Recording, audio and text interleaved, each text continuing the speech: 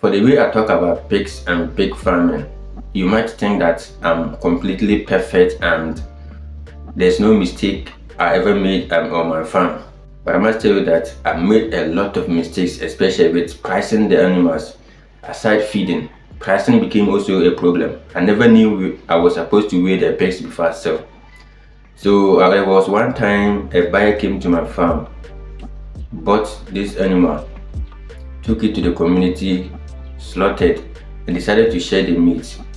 That was where I knew I messed up.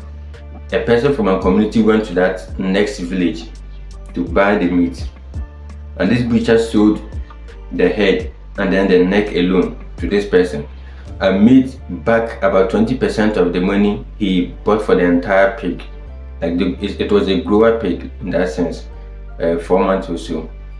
So he sold the head and then the neck alone and was able to make about 20% of the money he used to buy the pig from me. So I sat down, I did a calculation. Let's just assume he cuts each thigh for this amount, a shoulder for this. What about the side ones, and then even the internal organs? So I realized I messed up over there. And you know what? Per my calculation, I know this guy should make about 3 times what he bought from me. But it was as it is. I didn't know anything about the pricing. I didn't know I was supposed to calculate based on the weight. I didn't know I should.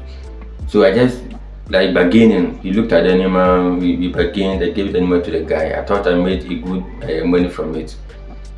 Until one of my members in the community went there, bought the head and then the neck alone, and came back to tell me the price. We make mistakes, we correct it, we make sure it does not repeat itself again, and then we also share that story with you, share that lesson with you, so that you'll be able to do the right thing always. That is the purpose of this channel, helping you to do the right thing, do better than those that started before learning.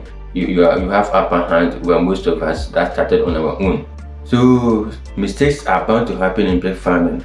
Aside, like I said, aside messing up with how to formulate feed for your animals, selling also can be a challenge to you, and even vaccination can also be a challenge.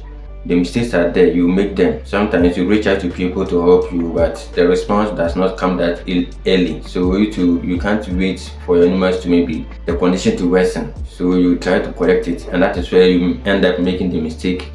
You learn, maybe you lose the animal in the process, and then you learn. I did this during this time and I lost the animal, so next time I'm not going to repeat it again. Document everything down. Okay, so that was it.